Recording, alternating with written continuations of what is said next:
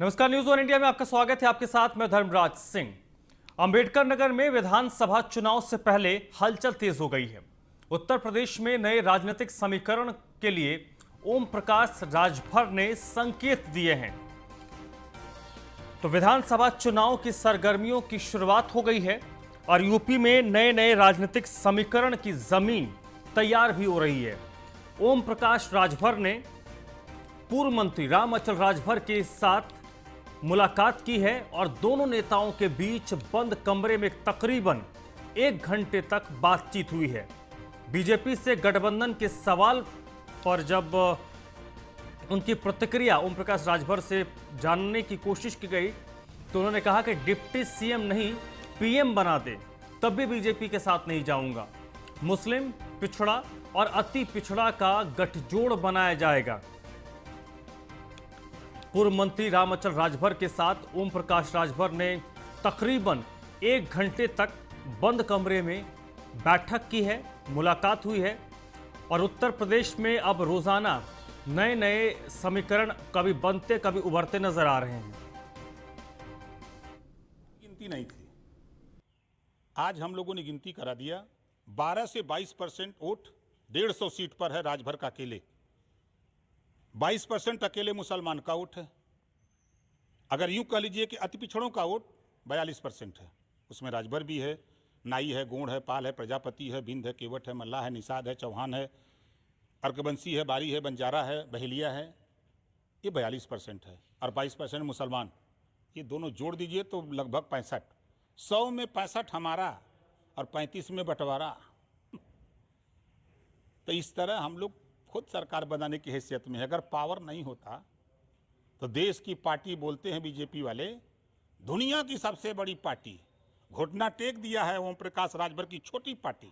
कल तक हमारी गिनती नहीं थी। इस वक्त खुद मेरे साथ ओम प्रकाश राजभर साहब जुड़ चुके हैं जो इस पर बेहतर तरीके से जानकारी देंगे, बताएंगे। ओम प्रकाश राजभर साहब, क्या कुछ जो बैठक हुई है आपकी राम अचल राजभर साहब से, क्या कुछ बातचीत हुई है? बसपा से निष्कासित हैं भाई राम अचल राजभर जी। तो अब मैं गया, उनको बताया, अपनी पार्टी में शामिल होने के लिए उनको निमंत्रण दिया जी। ये हम लोग मिलकर के मोर्चे को ताकत दिया जाए। जो मोर्चा बना है, आप अनुभवी नेता हैं और आइए हम सब लोग मिलकर के आंदोलन को आगे किया जाए। जो लड़ाई है उसमें आप आएंगे तो ताकत मिलेगी और जो समाज में थोड़ा 10-5% बिखराव है वो भी एकजुट हो जाएगा, एक बड़ी ताकत बन जाएगी। तो हम लोग समाज को कुछ दिला सकते हैं एक साथ लड़ करके। तो उन्होंने कहा कि ठीक है, हम इस पे विचार करेंगे। अच्छा सुझाव आपका है।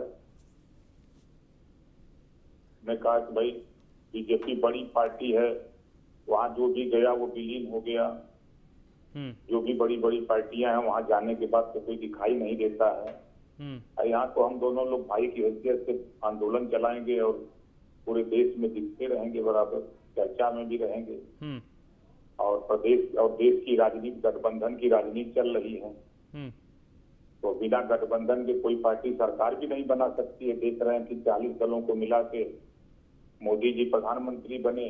यूपी में भी हम और अनुप्रिया मिले तब बीजेपी सरकार बनाई। बिहार में भी गठबंधन, बंगाल में भी गठबंधन, चारों तरफ गठबंधन का दौर तो चल रहा है जी। तो यही सब बहुत लंबी बात हमारे उनकी आधे घंटे हुई। ठीक है, इस वक्त मेरे साथ अरविंद चतुर्वेदी जुड़ चुके हैं, हमारे मैनेजिंग एडिटर। अरविंद जी, आपके भी कुछ सवाल होंगे राजभर साहब से। ओम प्रकाश जी, क्या पॉलिटिकल मैसेज देने की कोशिश कर रहे हैं? देखिए, हर दल के लोग सोचते हैं कि भाई बड़ा नेता हमारे दल में आ जाए। अब बीजेपी के लोग भी परेशान है कि हमारे यहाँ राम अचल जी आ जाएं, सपा के लोग परेशान है हमारे यहाँ आ जाएं। तो हम भी परेशान है कि हमारे भाई हैं, हमारे बिरादर हैं, हमारे साथ आ जाएंगे तो जो समाज 10-5% बिखराव में है वो संगठित हो जाएगा तो एक और ताकत दिखेगी। तो हम तो यही प्रयास कर रहे हैं उनसे। उन्होंने आश्वासन भी दिया है कि नहीं, आपका सुझाव अच्छा है, समाज हित में है, समाज की लड़ाई के लिए हम लोगों को एकजुट होना चाहिए। तो आपने राजभर साहब, क्या भारतीय जनता पार्टी के लिए दरवाजे बंद कर दिए हैं तो किसी दूसरे के लिए दरवाजे खुले रखे हैं क्या? देखिए, हमारा मोर्चा जो हमारी लड़ाई है, पूरे देश में सबसे ज्यादा महंगी बिजली अगर बिकती है, सरकार बेचती है तो उत्तर प्रदेश। तो हमारे जब दिल्ली में 200 यूनिट बिजली फ्री दी जा सकती है, तो फिर उत्तर प्रदेश में घरेलू बिजली का बिल माफ क्यों नहीं किया जा सकता है? और इस बात पे बीजेपी के लोग हमको अपने साथ ले गए। सामाजिक न्याय समिति की रिपोर्ट लागू करने के लिए कि 6 महीने में सरकार बनवा दो, 6 महीने में हम लागू कर देंगे। गरीबों को निःशुल्क स्वास्थ्य की जो इलाज की व्यवस्था करेंगे। हम उत्तर प्रदेश में जो गरीब कमजोर लोग हैं जिनको आज तक छत नहीं मिली, हमने कहा कि देखिए मिलता तो है, लेकिन उसको मिलता है जो 20,000 रुपया देता है, उसी को आवास मिलता है गाँव में, शहरों में। तो उन गरीब जो बेचारे प्लास्टिक, हमारे आपके जो आंदोलन के बैनर बनते हैं, उसी बैनर को ले जाके टांग के वो जीवन व्यतीत करता है, ऐसा कानून बने कि उसको छत मिली, यहीं से सर्वे करा के कानून बना दिया जाए, यहीं से उसको आवास अलॉट कर दिया जाए। ठीक है। ओम प्रकाश जी, अरविंद जी का कोई सवाल हो राजभर साहब के लिए? ओम प्रकाश जी, मैं ये कह रहा था कि आप तो शिवपाल जी के साथ हैं, रामअचल राजभर अखिलेश यादव के साथ हैं, तो ये कैसे गुत्थी सुलझेगी? क्या चाचा भतीजा आपस में मिल रहे हैं क्या? देखिए, अब शिवपाल जी हमारे साथ अभी नहीं है, हम उनसे मिलते जरूर हैं। ज्यादा मिलते हैं ना आप? ज्यादा मिलते हैं ना आप? भाई हम तो ये मान के चलते हैं कि भाई ओम प्रकाश राजभर जी और शिवपाल जी दोनों एक ही हैं। देखिए, लक्ष्य जो शिवपाल जी का लक्ष्य है कि अखिलेश जी मुख्यमंत्री बने, उनका मानना है कि वो बने, तो क्या दिक्कत है? चाचा हमेशा सोचता है कि हमारा भतीजा सीएम बने। तो भाई ओम प्रकाश राजभर क्या सोचते हैं? चाचा तो सोच रहे हैं, तो क्या ओम प्रकाश राजभर सोच रहे हैं कि शिवपाल जी को भतीजे के साथ मिलवाएं? ऐसा कुछ है? कोई बातचीत की है आपने अखिलेश यादव से? हमारा बस चले तो परिवार का झगड़ा ही खत्म कर दें। तो आपका चल क्यों नहीं रहा है भाई? जब आप सारे छोटे दलों को इकट्ठा कर रहे हैं, अखिलेश जी भी कह रहे हैं कि हम भी सारे छोटे दलों को इकट्ठा करेंगे, तो उसमें दिक्कत क्या है भाई? दल अगर अलग अलग होंगे तो दिक्कत होगी। देखिए, दिक्कत हमको नहीं है। माननीय अखिलेश जी अच्छे नेता हैं, मुख्यमंत्री रहे हैं, और उन्होंने विकास का भी काम जो किया है उसी को अभी पूरा नहीं कर पा रही है बीजेपी। तो ये बात तो हम मानते हैं, लेकिन अखिलेश जी बयान तो देते हैं लेकिन बात नहीं करते हैं ना। तो ओम प्रकाश जी, यही तो राजनीति है। आदमी बयान कुछ और दे रहा है, राजनीति कुछ और कर रहा है। नहीं सर, ऐसा कुछ नहीं है। अरे ऐसा है, हमने न जाने कितनी बार देखा है। आपसे, आपकी पार्टी ने, जहां आप हुआ करते थे, आपने कहा कि भाई उन्होंने वादा मुझसे कुछ और किया, आपके बेटे को राज्यसभा का टिकट देने की बात हुई थी, वो मिला नहीं और राजनीति आपकी बदल गई। नहीं सर, मैंने राज्यसभा का टिकट की बात नहीं किया। कोई भी बीजेपी का कोई आपने टिकट मांगा था कि नहीं ओम प्रकाश जी? वो तो बात खैर पुरानी हो गई, मैं उस बात पे नहीं जाना चाहता। मेरी सिर्फ में यही बात है ओम प्रकाश जी। हमारे पास भैया सुन लीजिए, लोकसभा चुनाव में मैंने अपने समझौते में 1 सीट मांगा था। आप बताओ, समझौते में 1 सीट से कम क्या मांगा जा सकता है इनसे? तो अब क्या विधानसभा चुनाव में, ओम प्रकाश जी, विधानसभा चुनाव में कोई प्रस्ताव आपकी तरफ से है भारतीय जनता पार्टी को? पूरा देश देख रहा है। हमारा प्रस्ताव बीजेपी जो कही है 2017 में बनाई है, रोहिणी आयोग 6 महीना में लागू करना था। हमसे अमित शाह जी ने कहा, जब समझौता किया था कि जो उत्तर प्रदेश में राजनाथ जी ने बनाया था सामाजिक न्याय समिति, उसकी रिपोर्ट पड़ी हुई है, उसको लागू करने। अरे वो तो पहले आप पार्टी में आएंगे तब तो रिपोर्ट लागू होगी ओम प्रकाश जी। पहले मुझे आप ये बताइए कि आप भारतीय जनता पार्टी के साथ आपका गठजोड़ कब हो रहा है? भाई ये सब रिपोर्ट तो लागू तब होगी जब आप आ जाएंगे। अमित शाह जी ने कहा था कि 6 महीने में लागू करूंगा, 2 साल इंतजार किया, तब इस्तीफा देके चला आया उन्होंने। तो आपने ज्यादा इंतजार कर लिया, इसका मतलब मैं समझता हूँ 2 साल तो इंतजार करने का मतलब ही नहीं है। अगर 6 महीने में बात हुई तो 6 महीने में पूरा हो। अब मैं आपसे ये समझना चाहता हूँ कि जो राजनीति का समीकरण बदला है इस समय, उसमें आप छोटे दलों से बात कर रहे हैं, आप ओवैसी से भी मिल रहे हैं, आप शिवपाल जी से भी मिल रहे हैं, अखिलेश जी से भी मिल रहे हैं, मायावती जी को भी लेके आपके मन में सिंपैथी है। तो ये तो आप एक ऐसा मैसेज अपने समाज में दे रहे हैं ओम प्रकाश जी कि जो सबके साथ है, मतलब समझिए कि जो सबके साथ है वो किसी के साथ नहीं है। नहीं, हमारा देखिए क्लियर कट है। हम मायावती जी से मिलते हैं ना अखिलेश जी से मिलते हैं, 1.5 साल हो गया है। कोई इसके बीच में कोई बता दे कि हमारी मुलाकात हुई है, कोई भी नेता आप ही बता दे बताएंगे? कहीं से। वो तो हम आप ही से सुनना चाहते हैं भाई, कि जब सारे दलों को लेके इकट्ठा करके बात चल रही है, चुनाव जीतने की बात हो रही है, तो ऐसे में तो आप ओम प्रकाश राजभर बताएंगे कि भाई कैसे किस आधार पे चुनाव जीतेंगे, क्योंकि अगर सारे लोग अलग अलग होंगे, बटे होंगे, तो आप तो चुनाव नहीं जीत पाएंगे। नहीं देखिए, हमारा जो मोर्चा है भागीदारी संकल्प मोर्चा और ओम प्रकाश राजभर, उत्तर प्रदेश में 3% जरूर आबादी हमारी है, लेकिन पूर्वांचल में हम 12 से 22% वोट हैं और 150 सीटों पर हैं। तो इस वोट को जो वोट हम कलेक्ट किए हुए हैं, इसी वोट पर हमारे साथ जो भागीदारी संकल्प मोर्चा है, प्रजापति जी हैं, पाल जी हैं, बिंद जी हैं, कश्यप जी हैं, अनुप्रिया पटेल है कि नहीं आपके साथ? आप दोनों लोग साथ साथ ही मिलने गए थे भाजपा वालों से। अनुप्रिया पटेल है आपके साथ ओम प्रकाश जी? अनुप्रिया पटेल से कोई बातचीत हुई है? वो बीजेपी में है। नहीं, आपकी कोई बातचीत हुई है इधर आशीष से, अनुप्रिया से? नहीं, हमारी कोई बात नहीं हुई है। जब दुखी थी तो जब 2 साल तक अमित शाह जी नहीं मिले, जब चुनाव आ गया तो वो बुला करके मिल लिए, तब तो उनका दुख दूर हो गया। अब सामाजिक 2 साल तक दुखी थी तब वो आपसे बात कर रही थी, अपना दुख बता रही थी? नहीं, आप ही लोगों के माध्यम से मैसेज आ रहा था कि वो दुखी हैं, उनको पिछली बार सरकार वोट दिलवाए तो उनको मिनिस्टर बनाया, इस बार जो उनको किनारे लगा दिया, उनके पति को लखनऊ में एमएलसी बना करके वेटिंग में रख दिया। अब चुनाव आ रहा है तब बुला करके मंत्री बनाने का लालच दिया जा रहा है। ये साबित करता है ना कि उपेक्षा तो यही होती है। आप उनको सलाह दे रहे हैं कि नहीं दे रहे हैं कि आप आइए, छोड़िए, हम लोग मिलकर चुनाव लड़ेंगे? आपने फोन किया उनको क्या? भैया, हमारा तो मोर्चा खुला, एकदम दरवाजा खुला है, बसपा के लिए, सपा के लिए, कांग्रेस के लिए, लेकिन भाजपा के लिए एकदम बंद कर दिया हूं, उसको इंटरलॉक कर दिया हूं। अखिलेश जी के लिए खुला है, मायावती जी के लिए भी खुला है, सोनिया जी के लिए भी खुला है, तीनों लोगों के लिए खुला है। अब सवाल यह है कि कहां पे बेहतर आपका तालमेल हो पाता है ओम प्रकाश जी? अब देखिए, तो राजनीति का हमारा लक्ष्य। ये मेरा आखिरी सवाल ओम प्रकाश जी, कि क्या रामअचल राजभर जहां आप जाएंगे वहां रामअचल राजभर भी जाएंगे, कि उनकी अपनी अलग राह है? उनको हम अपनी पार्टी में शामिल कराएंगे। उनका मकसद एमएलए मंत्री न बनेंगे, और ओम प्रकाश राजभर किसी से भी मोर्चा किसी समझौता करेगा तो एमएलए मंत्री बन जाएंगे। वो मुख्यमंत्री तो कहीं जाके नहीं बन सकते ना। बीजेपी में जाएंगे विलीन हो जाएंगे, सपा में जाएंगे तब भी वहां विलीन हो जाएंगे। ओम प्रकाश राजभर के साथ रहेंगे तो पूरे देश में दिखते रहेंगे ना। तो इन्होंने आश्वासन दे दिया कि वो आप ही के साथ रहेंगे? भाई, हमसे तो उन्होंने यही कहा है कि आपका सुझाव बहुत अच्छा है। आपको आश्वासन मिला ओम प्रकाश जी कि वो आपके साथ रहेंगे? उन्होंने तो हमसे यही कहा है कि अपने लोगों से बात करके लगता है कि ओम प्रकाश राजभर से हमारा संपर्क टूट गया है। लेकिन ओम प्रकाश राजभर ने एक बड़ी जानकारी दी है। धर्मराज जी, धर्मराज प्लीज कंप्लीट कीजिए अरविंद जी। जी, और राजभर साहब सुन रहे हैं? अरविंद जी सुन रहे हैं? वो हेलो अरविंद जी आपको सुन पा रहे हैं? ओपी राजभर जी, चलिए अरविंद जी बहुत बहुत शुक्रिया आपका।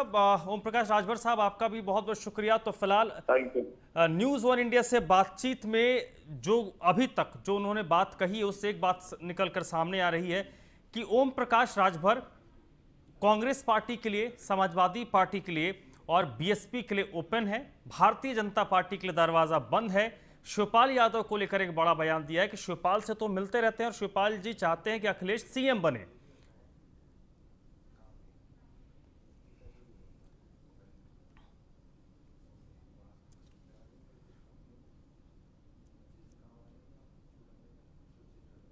और इस वक्त मेरे साथ एसके वाजपेयी भी जुड़ चुके हैं, हमारे संवाददाता लखनऊ से। एसके वाजपेयी, ओम प्रकाश राजभर ने अपने दिल की बात की, जो बात था, जो भी सवाल उनसे पूछा गया साफ गोई से उन्होंने जवाब दिया। एक बड़ी बात जो चलकर आ रही है रामअचल राजभर को लेकर, तो उसमें उन्होंने साफ संकेत दिया है कि रामअचल राजभर की तरफ से उनको आश्वासन मिला है कि उनकी पार्टी में आएंगे और उनके साथ रहेंगे तो मंत्री बनेंगे, कहीं विलीन नहीं होंगे। लेकिन रामअचल राजभर की अगर सियासत को देखें तो क्या ओम प्रकाश राजभर के ये दावे पुख्ता नजर आते हैं?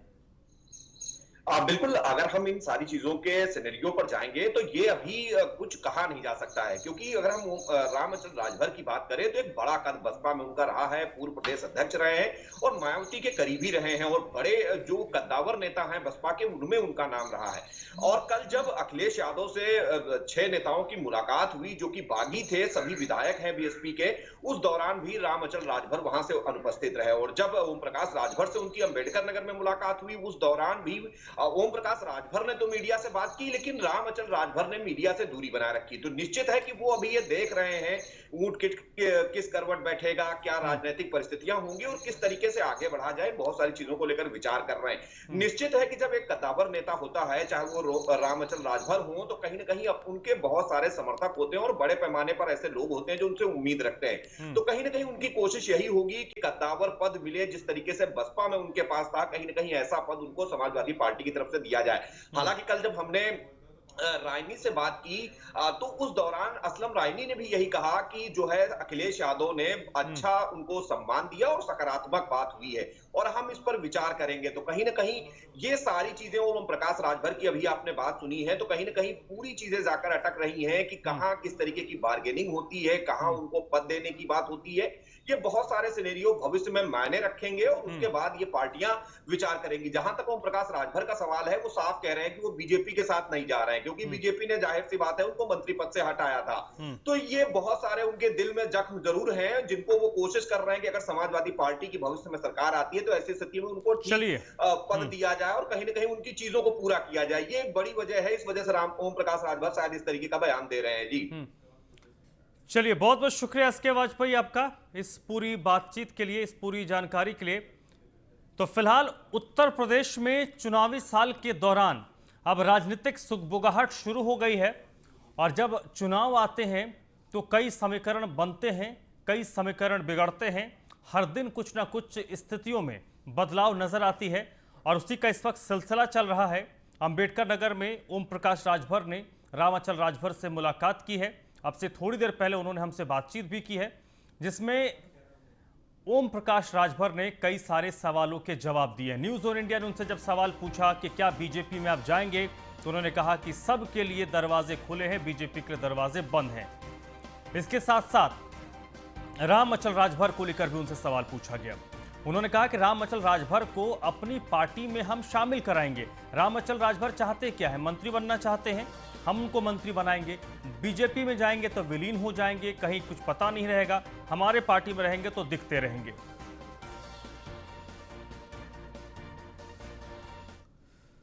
आज उत्तर प्रदेश में कई जगहों पर बारिश हो सकती है। लखनऊ, कानपुर में बारिश की संभावना जताई गई है।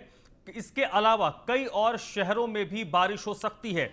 देश के तकरीबन आधे हिस्से में मॉनसून ने दस्तक दे दी है और इसके बाद उत्तर प्रदेश में भी बताया जा रहा है कि अगले एक सप्ताह 10 दिन के अंदर मॉनसून, आधिकारिक तौर पर मॉनसून का दस्तक उत्तर प्रदेश में हो जाएगा। और ये प्री मॉनसून बारिश इसको कह सकते हैं, प्री मॉनसून ये फुहारे हैं। पूर्वांचल में लगातार हो रही बारिश के कारण सड़कें जलमग्न हो गई हैं और भारी बारिश को लेकर विशेष तौर पर पूर्वांचल का जो इलाका है उसमें अलर्ट जारी किया गया है। वाराणसी सहित कई जिलों में सोमवार को बारिश हुई थी और इसके बाद आज भी उत्तर प्रदेश के कई शहरों में बारिश को लेकर अलर्ट जारी किया गया है। मौसम विभाग की माने तो आज के दिन उत्तर प्रदेश के कई शहरों में जोरदार बारिश हो सकती है। इसमें विशेष तौर पर राजधानी लखनऊ और कानपुर जैसे शहर हैं जहां पर ये अंदेशा जताया गया है कि इन इलाकों में जोरदार बारिश होगी। सोमवार को पूर्वी उत्तर प्रदेश में, उत्तर प्रदेश के विशेष तौर पर 5-7 जो जिले हैं वहां पर जोरदार बारिश हुई है।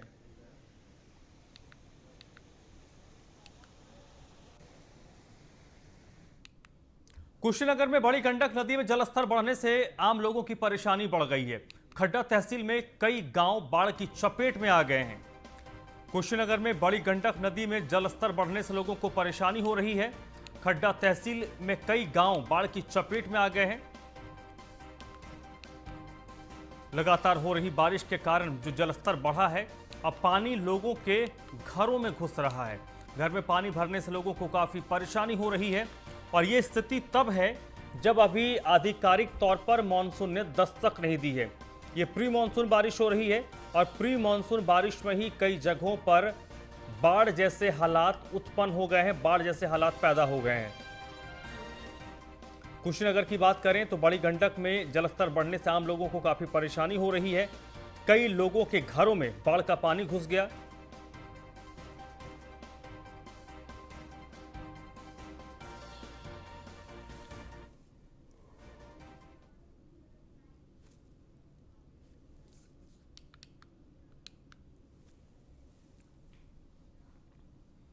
इस वक्त मेरे साथ धर्मेंद्र कुमार यादव जुड़ चुके हैं, हमारे संवाददाता कुशीनगर से, इसी पर अपडेट के साथ। धर्मेंद्र, क्या स्थिति है और आम लोगों को जिनके घरों में बाढ़ का पानी घुस रहा है, उन लोगों को राहत पहुंचाने के लिए प्रशासन की ओर से क्या पहल हो रही है? जी देखिए, परसों से लगातार भारी बारिश होने के कारण और नेपाल के द्वारा 3.5 लाख क्यूसेक पानी छोड़े जाने के कारण वाल्मीकि नगर बैराज से अभी आज सुबह नापा गया है 3.5 लाख क्यूसेक पानी छोड़ा गया बड़ी गंडक नदी में, जिसके वजह से कुशीनगर जनपद के लगभग 1 दर्जन से अधिक गांव प्रभावित हो गए हैं। इसमें विशेष करके खड्डा तहसील के खालीपुर, शाहपुर, मरचामा जैसे 1 दर्जन गांव में पानी घुस गया है, जिसके वजह से लोग वहां से पलायन करने को मजबूर है, जैसे कि स्पष्ट रूप से विजुअल में भी दिखाई दे रहा है। हालांकि बारिश की बात करें तो बारिश के पानी की वजह से आप पीछे देख सकते हैं कितनी जो है कि पानी लगी हुई है। ब्लॉक मुख्यालय है, यहाँ भी पानी लगा हुआ है। तो एक तरह से देखा जाए तो कुशीनगर में बाढ़ जैसी स्थिति आ गई है और इसके अलावा तंजीरा तहसील के भी दर्जनों गाँव इससे आज शाम तक जो है कि प्रभावित हो जाएंगे। इससे अगर प्रबंधन की बात करें तो जिला प्रशासन द्वारा अभी तक कोई प्रबंधन की व्यवस्था नहीं किया गया है कि लोग प्लान करके कहाँ जाएंगे या फिर वह जो है कि उनका कोई सवाल कहाँ लेंगे, इसके लिए अभी कोई व्यवस्थाएं नहीं की गई है। जी, आम लोगों को दिक्कत हो रही है, प्रशासन की तरफ से अभी कोई पहल नहीं की? मौसम विभाग की तरफ से या फिर प्रशासन की तरफ से क्या कुछ अलर्ट जारी किया गया है? क्योंकि अगर और ज्यादा बारिश होती है तो जैसे जैसे अगर बारिश होगी तो लोगों की परेशानी और बढ़ेगी।